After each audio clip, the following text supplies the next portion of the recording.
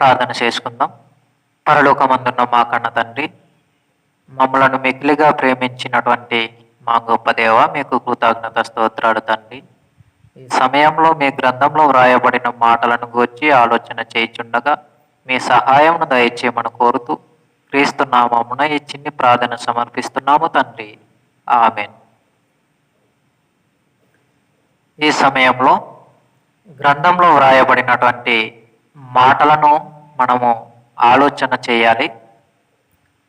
చాలా రోజులుగా చాలా పాఠ్యాంశములను మనం గమనించుకుంటూ గ్రంథంలో వ్రాయబడినటువంటి ప్రతి విషయాన్ని కూడా ఆలోచన చేయొచ్చు, నేర్చుకుంటూ మనం వస్తూ ఉన్నాం. అయితే ఈ యొక్క సమయంలో కూడా గ్రంథంలో వ్రాయబడినటువంటి మాటలలో కొన్ని విషయాలను మనం ఆలోచన చేద్దాం.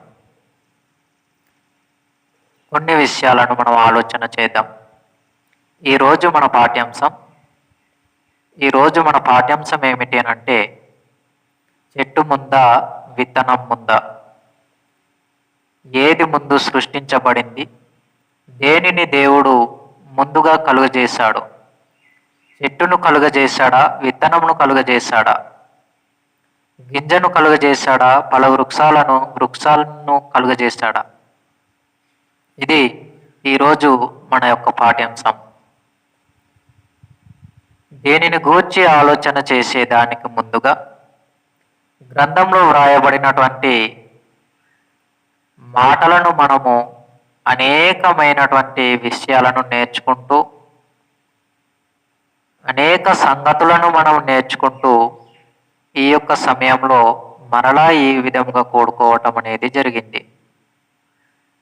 అయితే ఈ యొక్క దినమున ఈ సమయంలో మనం నేర్చుకోబోచున్నటువంటి పాఠ్యాంశానికి సాదృశ్యముగా కొన్ని విషయాలను ముందుగా ఆలోచన చేసి, అటు తర్వాత గ్రంథంలో వ్రాయబడినటువంటి మాటల ప్రకారంగానే విత్తనం ముందుగా సృష్టించబడిందా, లేదా విత్తనాలను లేదా ఫలాలను అందించగలిగేటటువంటి చెట్లు కానీ వృక్షాలు కానీ ముందుగా సృజించబడ్డాయా అనేటటువంటి విషయమును గ్రంథం ఏ విధంగా మనకు తెలియపరిచిందో గ్రంథంలోనే మనం చూసి వాటిని ఆలోచన చేద్దాం. అయితే ఈ యొక్క సమయంలో ఈ యొక్క ప్రశ్నను, చెట్టు ముందా విత్తనము ముందా అనేటటువంటి ప్రశ్నను మనకు అర్థమయ్యే రీతిగా కొన్ని విషయాలు ఆలోచన చేసి గ్రంథంలో వ్రాయబడిన మాటలను మనం చూద్దాం. ఈ ప్రశ్నకు సమాధానమును గ్రంథంలో నుండి చూసేదానికి ముందుగా కొన్ని సంఘటనలను మనం ఆలోచన చేద్దాం. కొన్ని సంఘటనలను మనం ఆలోచన చేసిన తర్వాత గ్రంథంలో నుండి గ్రంథం ఏ విధముగా మనకు తెలియపరిచిందో దానిని మనం చదువుచు ఆలోచన చేద్దాం. రైట్. ఈ యొక్క సమయంలో ఒక వ్యక్తిని గూర్చి మనం ఆలోచన చేద్దాం. ఒక వ్యక్తి చెట్టు కింద కూర్చున్నారు.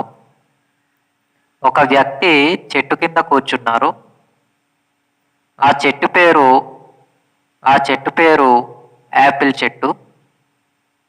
యాపిల్ చెట్టు. యాపిల్ పండునిస్తుంది కాబట్టి అది యాపిల్ చెట్టు అని పిలవటం.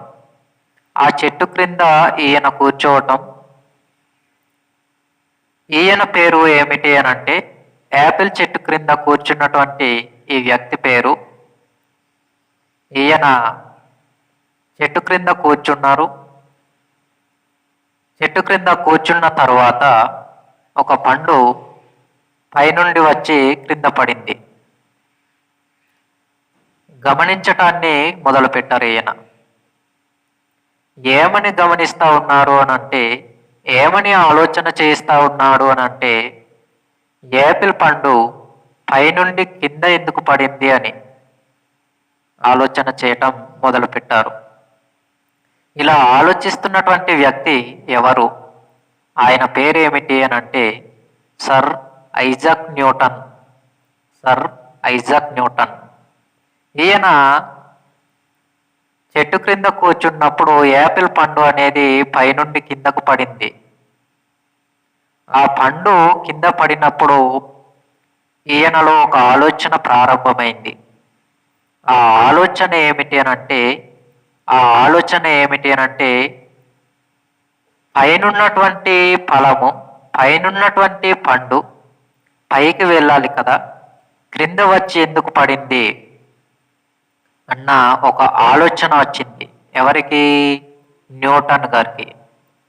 ఈ ఆలోచన వచ్చినప్పుడు ఈయన ఏం చేశారు అనంటే కింద పడినటువంటి యాపిల్ ఫలమును తీసుకొని, యాపిల్ పండును తీసుకొని ఈయన ఏం చేశారంటే మరలా పైనకు విసరటం అనేది జరిగింది. మరలా పైకి విసిరివేశాడు. ఎవరు? న్యూటన్ గారు. అలా పైకి వెళ్ళినటువంటి పండు ఈయన ఎంత బలాన్ని ఉపయోగించి పైకి విసిరాడో అంత బలముతో పైకి వెళ్ళినటువంటి పండు మరలా కింద పడటాన్ని గమనించాడు. జాగ్రత్తగా వినాలి. ఎంత బలాన్ని ప్రయోగించి, ఎంత బలాన్ని ఉపయోగించి ఈయన ఆ పండును పైనకు విసరటం అనేది జరిగిందో అంతటి వేగంతో మరలా ఈయన విసిరినటువంటి పండు కిందకు పడటాన్ని గమనించాడు. అలా కిందకు పడినటువంటి పండును ఈయన గమనిస్తూ ఎందుకు పైకి వెళ్ళినటువంటి పండు క్రిందనే మరల పడుతుంది అన్న ఆలోచనలో ఈయన ఉన్నారు. అలా ఉన్నప్పుడు ఈయనకు ఏమర్థమైంది అనంటే భూమికి ఆకర్షణ శక్తి ఉంది అన్న విషయం ఈయనకు అర్థమైంది. ఏ శక్తి? భూమికి ఆకర్షణ శక్తి ఉంది అనేటటువంటి విషయాన్ని గమనించుకున్నారు ఈ సర్ ఐజాక్ న్యూటన్ గారు. అలా గమనించుకున్నటువంటి వ్యక్తి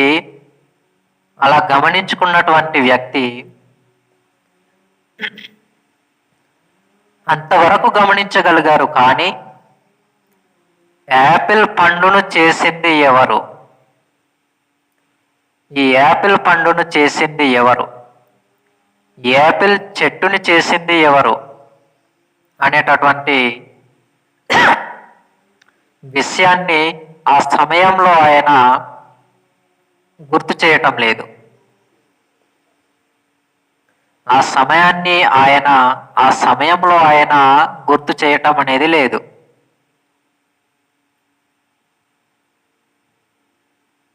అంతవరకు బాగానే ఆలోచించారు. పండు ఎందుకు కింద పడింది అని ఆలోచించారు, బాగుంది. ఆ పండుని తీసుకొని పైనకు విసిరిన తర్వాత మరలా పండు కింద పడటాన్ని గమనించారు, బాగుంది. భూమికి ఆకర్షణ శక్తి ఉంది అనే విషయాన్ని గమనించారు, బాగుంది. కానీ ఇక్కడ ఆయన గమనించవలసినటువంటి విషయం ఏమిటి అనంటే ఈ పండును చేసింది ఎవరు, ఈ యొక్క పండునిచ్చినటువంటి చెట్టుని చేసింది ఎవరు, ఇది ఆలోచన చేయాలి. పోనీ ఆయన ఆలోచించలేదు సరిపోయింది. ఓకే, కాసేపు ఈయనను పక్కన పెట్టగలిగితే మనం ఇప్పుడు ప్రారంభ తరగతిలోనికి వెళదాం. ప్రారంభ తరగతిలో మొదటి తరగతిలో మనం ఏం నేర్చుకున్నాము అనంటే నేను ఏం నేర్చుకున్నానంటే ప్రారంభ తరగతిలో 1వ తరగతిలో ఉపాధ్యాయుల ద్వారా నేను నేర్చుకున్నటువంటి విషయాలు ఏమిటి అనంటే తెలుగులో మొదటి అక్షరం ఏమొస్తుంది? ఆ. తెలుగులో మొదటి అక్షరం ఆ. అయితే ఆ అనే దానికి మొదటి తరగతిలో ఉపాధ్యాయులు నేర్పించినటువంటి విధానము ఏమిటి అనంటే ఆ అంటే అమ్మ అని నేర్పించారు. ఎక్కడ? ప్రారంభ తరగతిలో మొదటి తరగతిలో మొదటి తెలుగు అక్షరంలో ఆ అంటే అమ్మ అని నేర్పించారు. రెండవ తెలుగు అక్షరం రెండవ ఆ. ఆ అనగానే ఆవు అని నేర్పించారు. తెలుగులో మూడవ అక్షరం ఈ. ఈ అనగా ఇల్లు అని నేర్పించారు. ఈ అంటే ఇల్లు. నాలుగవ అక్షరంగా తెలుగులో ఈ. ఈ అనగా ఈగ. ఐదవ అక్షరముగా తెలుగులో ఓ. ఓ అంటే ఉడత అని నేర్పించారు.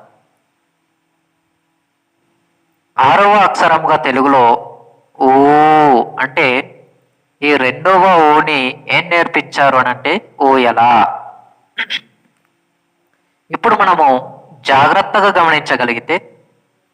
మనము జాగ్రత్తగా గమనించగలిగితే గ్రంథం ఏం చెబుతుందో, మనం నేర్చుకున్నటువంటి విషయాలు ఏమిటో ఇప్పుడు మనం ఆలోచన చేద్దాం.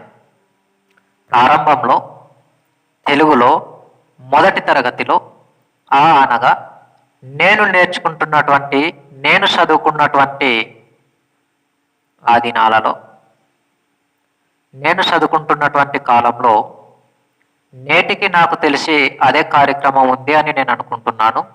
వాస్తవానికి ఆలోచన చేయగలిగితే ఇక్కడ మొదటి అక్షరం ఆ. ఆ అంటే అమ్మ. ఆ అంటే అమ్మ అని నేర్పించారు, బాగుంది. కానీ అమ్మను చేసింది ఎవరు? అమ్మను చేసింది ఎవరు అనగా స్త్రీ. అమ్మ అనగా ఎవరు? స్త్రీ. స్త్రీని చేసింది ఎవరు? స్త్రీని చేసింది ఎవరు అనేది నేను ప్రారంభ తరగతిలో నేర్చుకోలేదు. అంటే మొదటి తరగతిలో నేను నేర్చుకోలేదు.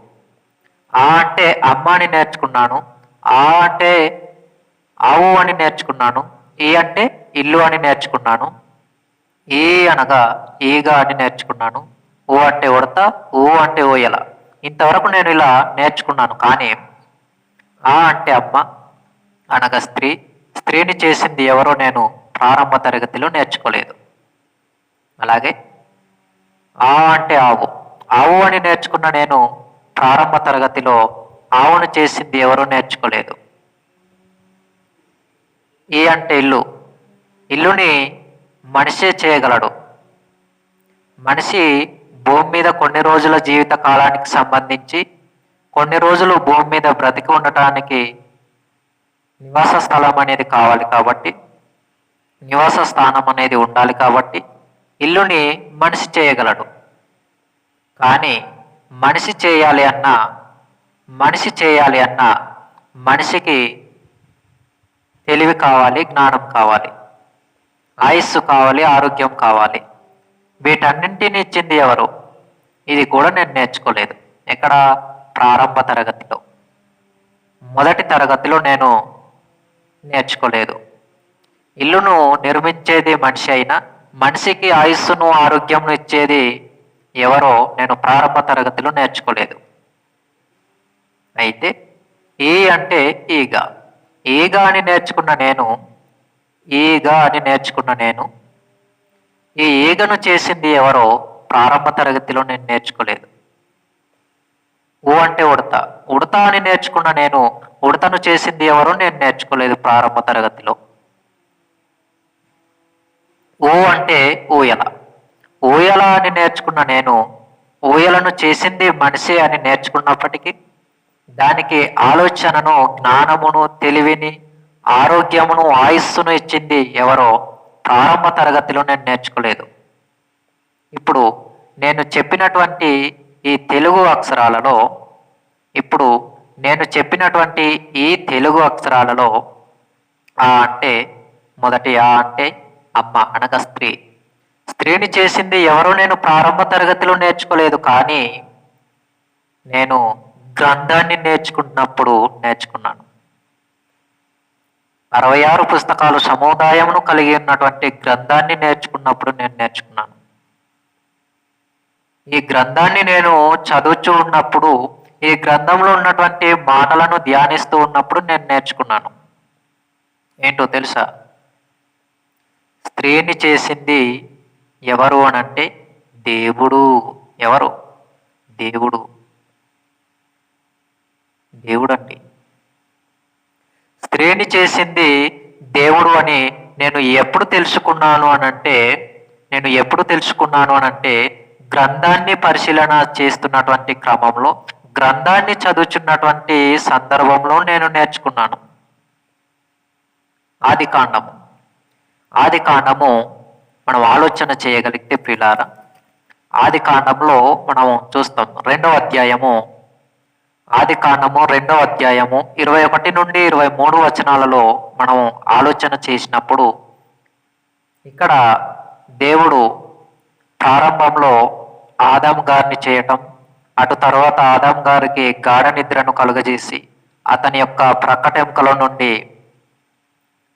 ఆ యొక్క ప్రక్కటెముకను తీసి స్త్రీనిగా తయారు చేయటం, ఆమెకు మరలా ఆదాము దగ్గరికి తీసుకుని వెళ్ళటం, ఇదంతా కూడా మనం చూస్తాం. అయితే ఇప్పుడు ఈ యొక్క స్త్రీని చేసింది ఎవరు అని మనకు గ్రంథం తెలియపరుస్తుంది అంటే దేవుడు. మరి ప్రారంభ తరగతిలో నేను దేవుడు అనే పదాన్ని వినలేదు. జాగ్రత్త గమనించాలి. నేను చదువుకున్నటువంటి మొదటి తరగతిలో, ప్రారంభ తరగతిలో ఆ అంటే అమ్మ అని నేర్చుకున్న నేను ఈ అమ్మను చేసింది దేవుడు అన్న విషయాన్ని నేర్చుకోలేదు ప్రారంభ తరగతిలో. మరి ఈ విషయాన్ని నేను ఎప్పుడు నేర్చుకున్నాను అని అంటే గ్రంథం చదివే సమయంలో నేను నేర్చుకున్నాను, గ్రంథ పరిశీలనలో నేను నేర్చుకున్నాను. ఇంకా మనం ఆలోచన చేయగలిగితే రెండో ఆ అంటే ఆవు అన్నాం కదా. ఆవును చేసింది ఎవరు అని అంటే గ్రంథంలో మనకేం తెలియజేస్తుందో ఆలోచన చేయాలి. నేను 2వ తరగతిలో కానీ మొదటి తరగతిలో కానీ ఈ యొక్క ఆవు అనగా ఏమిటి అని అంటే జంతువు అని నాకు తెలుసు. ఆవు అంటే జంతువు అని తెలుసుకున్నటువంటి నేను ఈ జంతువును ఎవరు చేశారో అన్న విషయాన్ని నేను ప్రారంభ తరగతిలో తెలుసుకోలేదు. ఏమని అని అంటే ఆవు అని తెలుసుకున్న నేను ఆవును చేసింది ఎవరో ప్రారంభ తరగతిలో నేను తెలుసుకోలేదు. మరి ఎప్పుడు నేను తెలుసుకున్నాను అనంటే గ్రంథ పరిశీలనలోనే ఈ విషయాన్ని కూడా నేను తెలుసుకోవటం అనేది జరిగింది. అంటే ఆవు అని నేర్చుకున్నాను, బాగుంది. కానీ ఆవును చేసింది ఎవరో ప్రారంభ తరగతిలో నేను నేర్చుకోలేదు. ఉపాధ్యాయులు నేర్పించేటటువంటి పాఠాలలో నేను నేర్చుకోలేదు. ఉపాధ్యాయులు ఏం నేర్పిస్తారంటే అంటే అమ్మ అని నేర్పించారు, కాబట్టి అదే నేను నేర్చుకున్నాను. నేనే కాదు, ఆ సమయంలో ప్రారంభం మొదలుకొని ఈనాటి వరకు ఉపాధ్యాయులు దేనినైతే నేర్పిస్తా ఉన్నారో దానినే విద్యార్థులు కూడా నేర్చుకుంటూ ఉంటారు. నేర్చుకున్నాను నేను కూడా. ఎలా నేర్చుకున్నాను? అంటే అమ్మ అని నేర్చుకున్నాను. అంటే ఆవు అని నేర్చుకున్న నేను ఆవును చేసింది ఎవరో ఉపాధ్యాయులు నేర్పించలేదు, నేను నేర్చుకోలేదు. ఇంతకు ఉపాధ్యాయులకు కూడా ఈ విషయాన్ని వారికంటే మునుపటి ఉపాధ్యాయులు నేర్పించలేదు. ఉపాధ్యాయులను నిందిస్తున్నానని కాదు, గ్రంథం మనకేం తెలియజేస్తుందో దీనిని మనం గమనిస్తూ ఉన్నాం. అపార్థం చేసుకోకండి వింటున్నటువంటి ప్రేక్షకులు ఎవరైనా. ఇక్కడ చెప్పబడుతున్నటువంటి మాటలను ఆనాటి చదువును గూర్చి ఆలోచన చేస్తూ ఈ సమయంలో ఉన్నతమైనటువంటి మాటలను తెలియపరచాలనేది నా ఆలోచన. జాగ్రత్తగా గమనించుదాం. ఇక్కడ మనం ఆలోచన చేయగలిగితే అంటే ఆవు అని నేర్చుకున్న నేను ఈ ఆవును చేసింది ఎవరో నేను నేర్చుకోలేదు ప్రారంభ తరగతిలో, కానీ గ్రంథాన్ని చదివేటప్పుడు నేర్చుకున్నాను. గ్రంథం ఏం తెలియజేసింది అంటే అదే ఆదికాండం 1వ అధ్యాయము 24-25 వచనాలను మనం ఆలోచన చేసినప్పుడు 24-25 వచనాలు, ఆదికాండం 1వ అధ్యాయము 24-25 వచనాల్లో మనం చూస్తాం. దేవుడు ఏం చేశారు అని అంటే దేవుడు ఏం చేశారు అని అంటే భూమికి ఆజ్ఞాపించారు.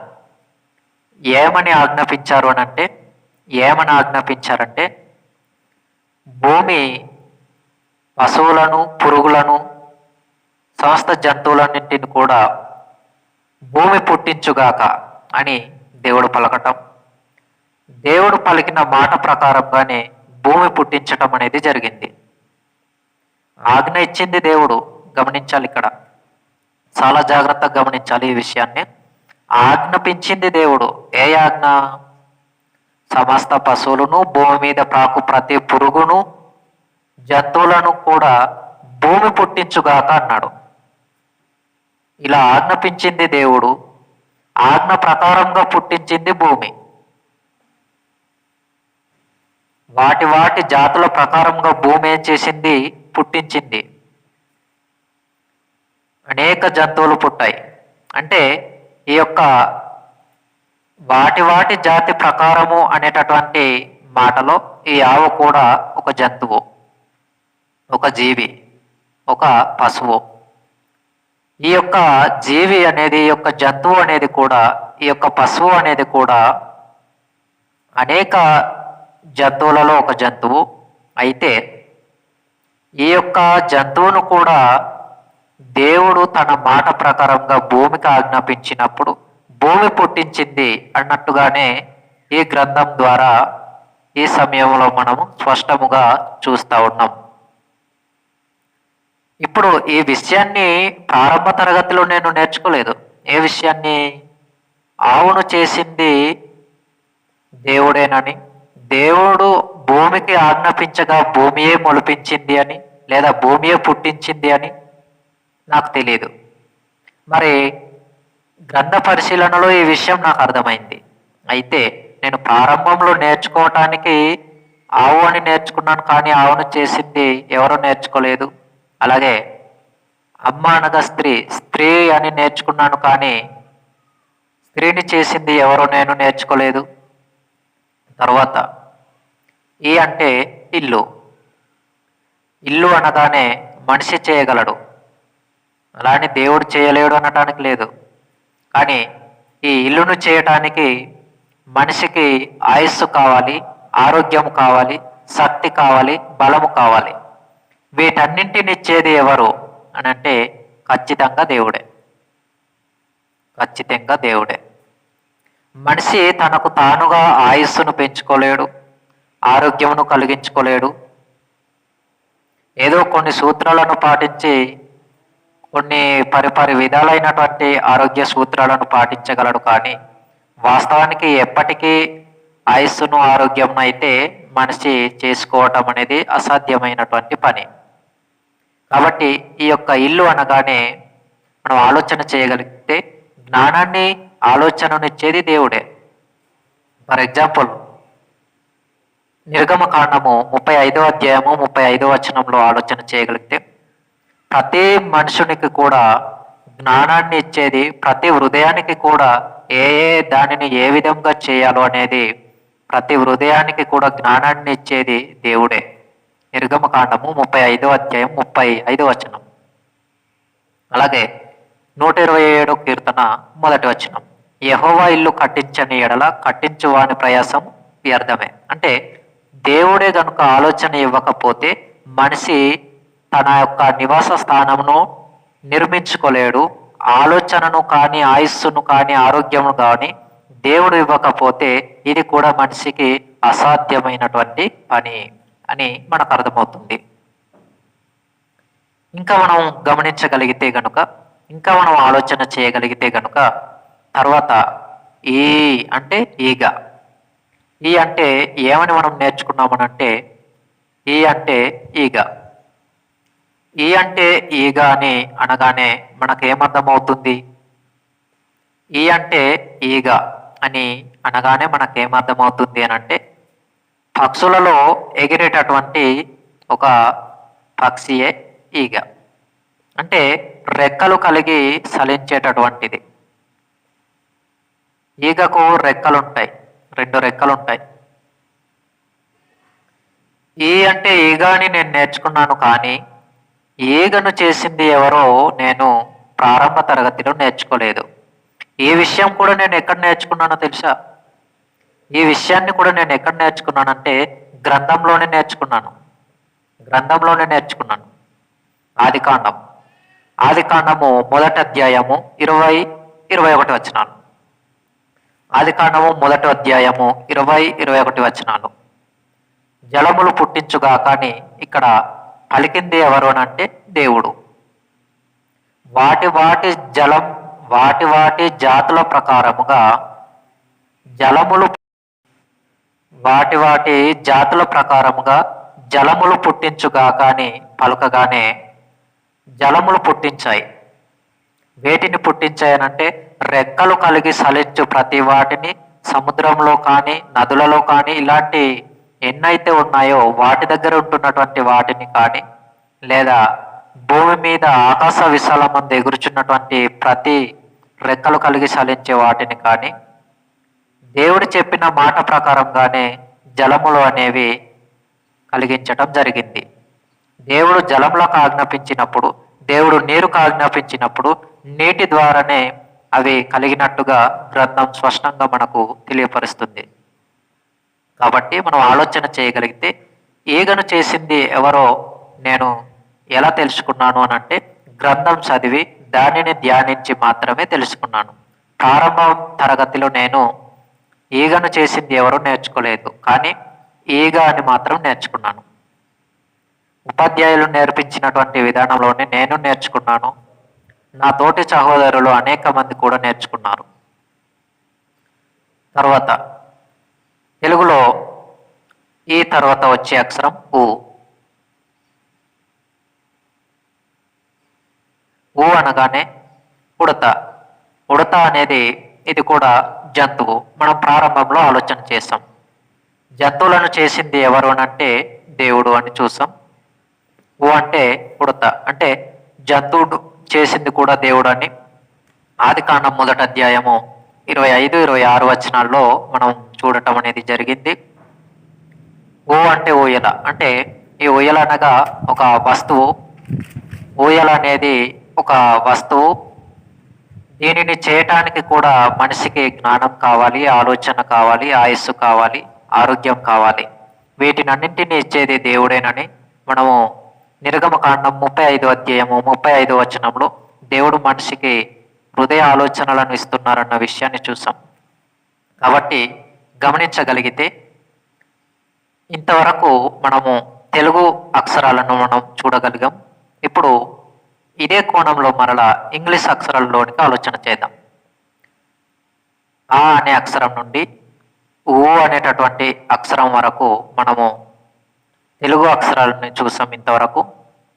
ఇప్పుడు ఇంగ్లీష్లోనికి మనం వెళ్ళి ఆలోచన చేయగలిగితే ఇంగ్లీష్లో మొదటి అక్షరం ఏమొస్తుంది అని అంటే ఏ అంటే యాపిల్. ఏ అంటే యాపిల్. ఇప్పుడు ప్రారంభంలో మనం కాసేపు పక్కన పెడదామన్న విషయాన్ని ఈ సమయంలో ఆలోచన చేద్దాం. న్యూటన్ గారి విషయాన్ని కాసేపు పక్కన పెడదామని ఆలోచన చేసాం కదా. ఇప్పుడు మరలా దానిలోనికి ప్రవేశించుదాం. ఇప్పుడు ఏ అంటే యాపిల్. ఏపీఎల్ఈ యాపిల్. యాపిల్ పండు కింద పడింది అని గమనించినటువంటి ఈ న్యూటన్ గారు యాపిల్ని చేసింది ఎవరో గమనించలేదు. ఇప్పుడు మనం గమనించుదాం. గ్రంథంలో ఏం చెప్పబడింది అంటే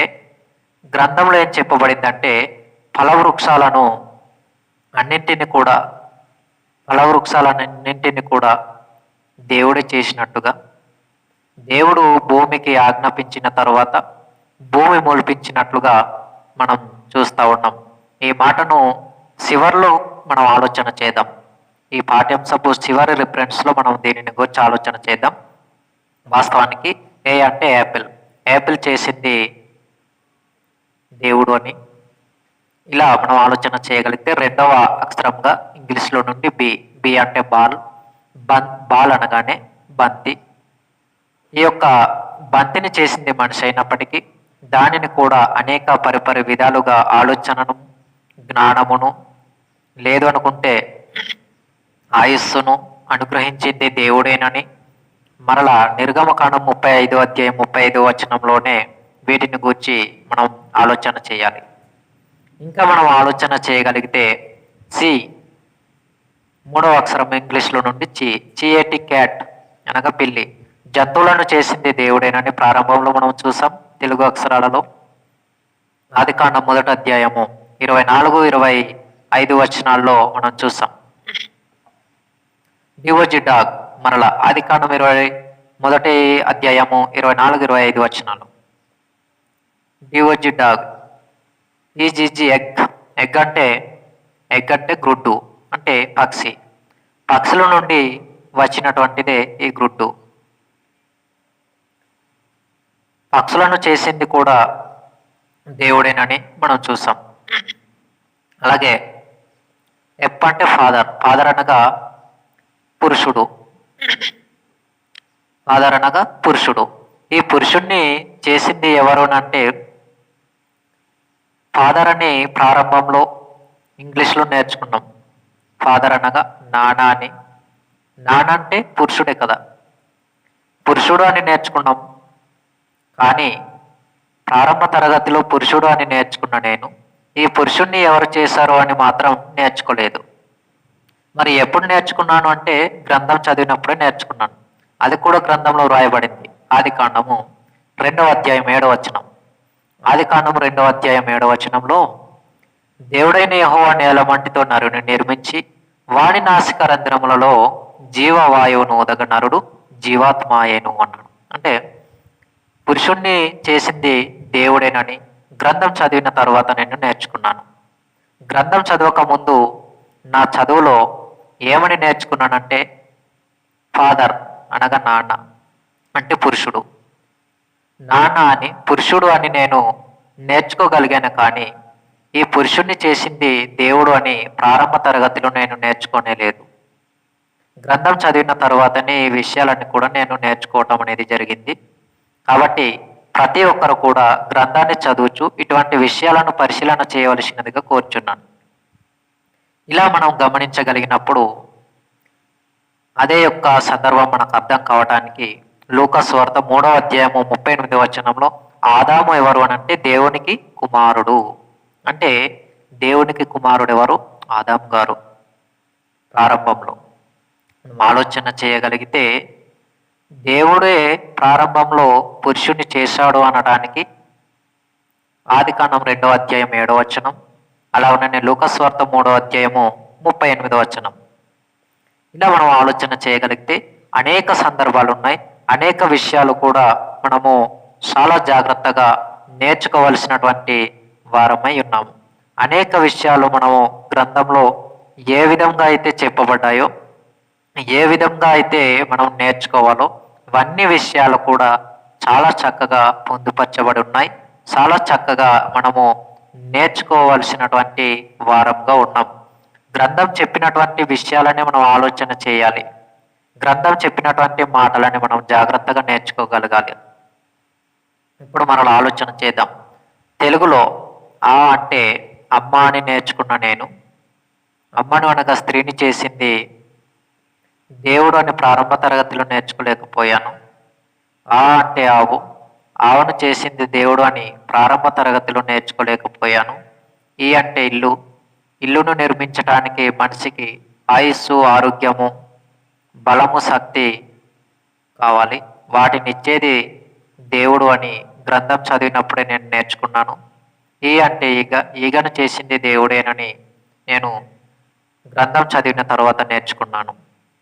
ఇలా యాపిల్ అంటే ఫలాలు, పండు, వీటినంతటిని కూడా చేసింది దేవుడేనని గ్రంథంలో ఉన్నటువంటి విషయాలను బట్టి నేను చాలా విషయాలు నేర్చుకోవటం అనేది జరిగింది.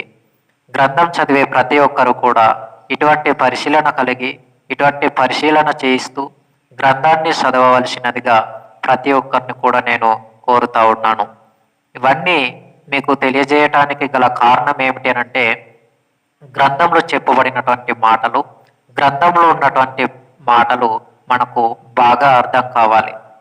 ఇప్పుడు గ్రంథంలో చెప్పబడినటువంటి మాటలను బట్టి మనం ఆలోచన చేయగలిగితే ప్రారంభ తరగతిలో ఎవరము కూడా మనము ఉపాధ్యాయుల ద్వారా ఇప్పుడు గ్రంథంలో వ్రాయబడి ఉన్నటువంటి ఏ మాటలు నేర్చుకోలేదు.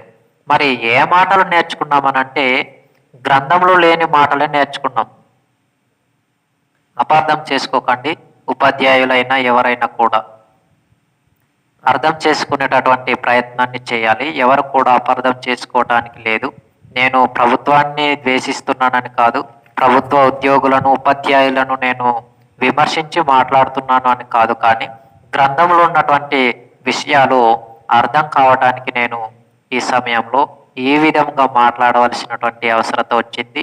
అందు కారణంచే నేను ఈ కోణంలో ఏ విధంగా మాట్లాడుతున్నాను, కానీ ఎవరినో నేను కించపరచాలని కాదు, ఎవరినో నేను బాధ పెట్టాలని కాదు, ప్రభుత్వాన్ని కానీ ప్రభుత్వ అధికారాన్ని కలిగి ఉన్నటువంటి వారిని కానీ ఉద్యోగం చేస్తున్నటువంటి ప్రభుత్వ ఆధీనంలో ఉండి ఉపాధ్యాయులుగా ఉంటూ పనిచేస్తున్నటువంటి వారిని కానీ వారిని ఇబ్బంది పెట్టాలని కాదు, బాధ పెట్టాలని కాదు, కానీ గ్రంథంలో చెప్పబడినటువంటి మాటలను ఆ సమయంలో ప్రారంభ తరగతిలో నేను నేర్చుకోలేదు, కానీ వాటికంటే ప్రాముఖ్యమైనటువంటి విషయాలను ఈ యొక్క బైబిల్ గ్రంథంలో ఉన్నటువంటి విషయాలను నేను నేర్చుకున్నాను అని తెలియపరచడానికి మాత్రమే ఈ విషయాలను నేను ఈ సమయంలో ప్రయోగించడం అనేది జరిగిందే తప్ప ఎవరినూ నేను తప్పు పట్టాలని కాదు, ఉపాధ్యాయులను నేను తప్పు పట్టాలని కాదు, ప్రభుత్వాన్ని నేను తప్పు పట్టాలని కాదు.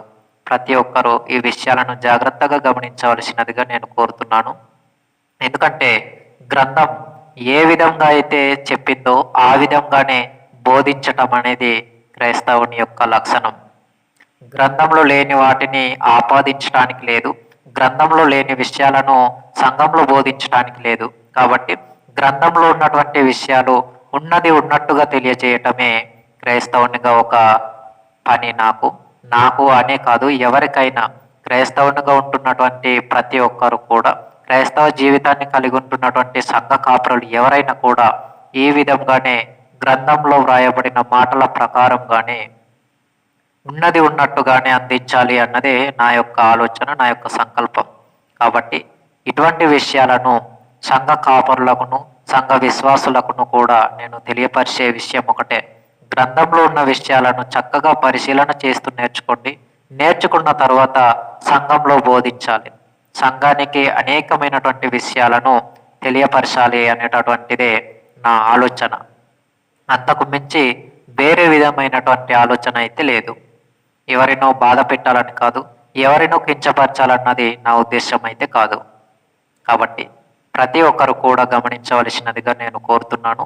ఇప్పుడు వీటన్నింటిని బట్టి వింటున్నటువంటి క్రైస్తవ సంఘానికి, సంఘ విశ్వాసులకు ఏమర్థమైంది అని అంటే, ఏది ముందు ఏది తర్వాత అంటే ఇప్పుడు మనం ఆలోచన చేద్దాం. అనేకమైనటువంటి వాటిని మనం ప్రారంభ తరగతిలో నేర్చుకున్నప్పటికీ ఏది ముందో కూడా, వాటిని ఎవరు చేశారో కూడా మనం నేర్చుకోలేదు, కానీ గ్రంథం మనకు నేర్పిస్తుంది. ఇప్పుడు మనం ఆలోచన చేద్దాం. చివరిగా చెట్టు ముందా విత్తనం ముందా, దీనికి మనం ఆలోచన చేస్తే చివరిగా మనం రిఫరెన్స్ చూద్దామన్నాం కదా, ఆ యొక్క మాటను గురించి మనం ఆలోచన చేయగలిగితే గ్రంథం మనకేం తెలియజేస్తుంది, గ్రంథంలో చెప్పబడినటువంటి విషయం ఏంటి అని అంటే, ఆది కాండంలోనే మనం ఆలోచన చేయగలిగితే ఆది కాండంలో చెప్పబడినటువంటి ప్రతి విషయాన్ని కూడా మనం ఆలోచన చేసినప్పుడు, ఇంతవరకు మనం చదివినటువంటి విషయాలలో, చూసినటువంటి విషయాలలో వేటిని ఎవరు కలుగజేశారో చాలా స్పష్టంగా గ్రంథం మనకు తెలియపరిచింది. అదేవిధంగా ఇప్పుడు చెట్టు ముందా విత్తనం ముందా అనేటటువంటి విషయాన్ని కూడా గ్రంథం ఈ విషయమై ఈ ప్రశ్నకు సమాధానం ఏమిచ్చిందో కూడా మనం ఆలోచన చేద్దాం. అదే ఆదికాండం మొదటి అధ్యాయము 24-25 వచనాల్లో మనం ఆలోచన చేయగలిగితే, అదే ఆదికాండం 24 మొదటి అధ్యాయము 24-25 వచనాలను గురించి మనం ఆలోచన చేయగలిగితే కూడా ఇక్కడ గ్రంథం మనకేం చెప్పిందో మనం చూసాం. అంటే ఈ యొక్క మాటలలో మనం చూసినటువంటి విషయాలు ఏమిటంటే, జంతువులు, ఆదికాండం మొదటి అధ్యాయం 24-25 వచనాల్లో మనం ఏం చూసామంటే, జంతువులను కలిగించింది దేవుడేనని చూసాం. దేవుడు అంటే భూమి పుట్టించుగాక అనగానే, భూమి వాటి జాతుల ప్రకారము భూమి వాటిని పుట్టించింది. జలములు వేటిని పుట్టించాయనంటే వాటి జాతుల ప్రకారము రెక్కలు కలుగు సలించి ప్రతి వాటిని జలములు పుట్టించుగాక అనగానే జలములు పుట్టించింది. అలాగే ఇప్పుడు మరలా ఈ యొక్క చెట్టు ముందా విత్తనం ముందా అనేటటువంటి ప్రశ్నకు, పాఠ్యాంశ ప్రశ్నకు సమాధానముగా ఇప్పుడు గ్రంథం ఏం చెప్పిందో మనం ఆలోచన చేద్దాం. గ్రంథంలో ఈ విషయమై ఆది కాండము 1వ అధ్యాయము 11, 12 వచనాలు ఇప్పుడు మనం గ్రంథంలో నుండి చూద్దాం. ఆది కాండము 1వ అధ్యాయము 11, 12 వచనాలు గ్రంథంలో ఏం తెలియజేస్తుందో మనం ఆలోచన చేసినప్పుడు ఆది కాండము 1వ అధ్యాయము 11, 12 వచనాలు మనం జాగ్రత్తగా ఆలోచిస్తే భూమి గడ్డిని తమ తమ జాతి ప్రకారము విత్తనములిచ్చు చెట్లను తమ తమ జాతి ప్రకారము తమలో విత్తనములు గల ఫలవృక్షములను మొలిపించుగాక అని మొలిపింపగా అది మంచిదని దేవుడు చూసెను. ఇక్కడ మనం ఆలోచన చేయగలిగితే 12 వచనాన్ని ఇప్పుడు మనం చూసాం. 11 నుండి 2 వచనాలను మనం కలిపి చూద్దాం. దేవుడు గడ్డిని విత్తనములిచ్చు చెట్లను భూమి మీద తమ తమ జాతి ప్రకారము తమలో విత్తనములు గల ఫలమిచ్చు ఫలవృక్షములను భూమి మొలిపించుగాకని పలుకగా ఆ ప్రకారం ఆయను.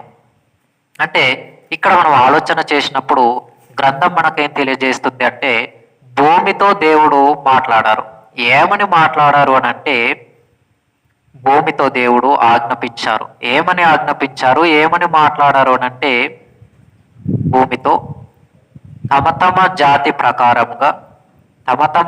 ప్రకారంగా ఫలములిచ్చు గడ్డిని భూమి మొలిపించుగాక అన్నాడు. ఏమని మాట్లాడారు? భూమి మొలిపించుగాక అని దేవుడు భూమితో మాట్లాడటం జరిగింది.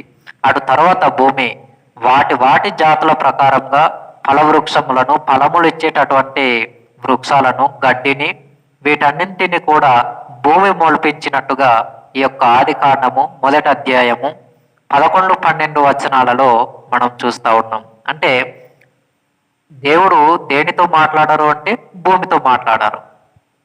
ఫర్ ఎగ్జాంపుల్ దేవుడు భూమితో కూడా మాట్లాడతారు అనటానికి యెషయా గ్రంథం 1వ అధ్యాయం 2వ వచనంలో, యెషయా గ్రంథం 1వ అధ్యాయం 2వ వచనంలో యెహోవా మాట్లాడుచున్నాడు, ఆకాశమా ఆలకించుము, భూమి సెవియొగ్గుము అన్నాడు. అంటే భూమి సెవియొగ్గుతుంది. ఇక్కడ ప్రారంభంలో భూమి సెవియొగ్గింది. అంటే సెవియొగ్గింది అనగానే దేవుడు చెప్పిన మాట ప్రకారంగానే భూమి దేవుడు దేనినైతే ఆజ్ఞాపించారో దానిని చేసింది. ఏం చేసింది భూమి? వాటి జాతి ప్రకారము ఫలములు ఇచ్చేటటువంటి ప్రతి ఫలవృక్షాలను, గడ్డిని భూమి మొలిపించింది. దేవుడు దాన్ని చూసి ఇది మంచిది అని అనుకున్నాడు. అంటే దీనిని బట్టి మనకు ఏమర్థమవుతుంది అని అంటే దేవుడు ఆజ్ఞాపించినటువంటి ఆజ్ఞ ప్రకారంగా దేవుడు దేనినైతే చెలవిచ్చారో చేయమని దాని ప్రకారంగా భూమి చేసింది, జలములు చేశాయి. అంటే మనం ఆలోచన చేయగలిగితే దేవుడు చెప్పిన మాట ప్రకారంగా ప్రకృతి చేస్తున్నప్పుడు, దేవుడు చెప్పిన మాట ప్రకారంగానే ప్రకృతి నడుచుకుంటూ ఉన్నప్పుడు, మనుషులుగా మానవ జీవితాన్ని కలిగి ఉండి మనసును కలిగి ఉన్నటువంటి మనమెందుకు దేవుడు చెప్పిన మాట ప్రకారంగా చేయలేకపోతున్నాం? గమనించాలి. కాబట్టి మనంగా ఆలోచన చేసుకుంటూ ఇక్కడ మనకు ప్రశ్నకు సమాధానం వచ్చింది అని నేను అనుకుంటా ఉన్నాను. ఏ ప్రశ్నకు? చెట్టు ముందా, విత్తనం ముందా? ఇప్పుడు ఏది ముందు ఇక్కడ కనిపిస్తుంది మనకు అంటే ఫలవృక్షాలే ముందు. ఫలవృక్షాలు తర్వాతనే ఫలం, అటు తర్వాత గింజ, విత్తనం. కాబట్టి దేవుడు ప్రారంభంలో చేసినటువంటివి ఏంటి అని అంటే భూమి ద్వారా ఫలవృక్షాలను మొలిపించుమని దేవుడు చెప్పటం, దేవుడు ఆజ్ఞాపించినటువంటి మాట ప్రకారంగానే ఈ యొక్క భూమి అనేది మొలిపించటం జరిగింది. కాబట్టి ప్రతి ఒక్కరు కూడా ఈ విషయాలను గమనించి జాగ్రత్తగా ఆలోచన చేస్తూ ఇటువంటి ప్రశ్నలు వచ్చినప్పుడు గ్రంథంలో ఆలోచన చేయవలసినదిగా కోర్చు ఈ సమయంలో ప్రార్థన చేసుకొని వాక్య సందేశాన్ని ముగించుకుందాం. పరలోకమందున్న మా కన్న తండ్రి, మమ్మలను మిక్కిలిగా ప్రేమించిన మా గొప్ప దేవ, మీకు కృతజ్ఞత స్తోత్రాలు నాయనా. ఈ యొక్క సమయంలో తండ్రి మీ యొక్క గ్రంథంలో వ్రాయబడిన మాటలను గూర్చి కొన్ని విషయాలు ఆలోచన చేసి ఉన్నాం తండ్రి. చెప్పబడినటువంటి మాటలు ప్రతి ఒక్కరి హృదయ ఆలోచనలు తండ్రి మార్చబడలాగున మీ యొక్క చిత్తమును బట్టి వారికి మీ ఆలోచనను దయచేయండి తండ్రి. చెట్టు ముందా విత్తనం ముందా అని అనగానే మీ యొక్క గ్రంథంలో వ్రాయబడిన మాట ప్రకారంగా తండ్రి ఫలములోనిచ్చేటటువంటి ఫలవృక్షాలే భూమి ద్వారా మీరు మీ యొక్క మాటను ఆజ్ఞాపించి మొలిపించినట్టుగా మీ యొక్క లేఖనాలలో మేము చూసాము తండ్రి. ఇంకా ఇటువంటి అనేక ప్రశ్నలకు మీ యొక్క గ్రంథంలో ఉన్నటువంటి మాటలను గూర్చి మేము చదివి ధ్యానిస్తూ అర్థం చేసుకోగలిగేటటువంటి మంచి మనసును మాకందరికీ దయచేయమని కోరుతూ క్రీస్తు నామమున ఈ చిన్ని ప్రార్థన సమర్పిస్తున్నాము తండ్రి. ఆమేన్.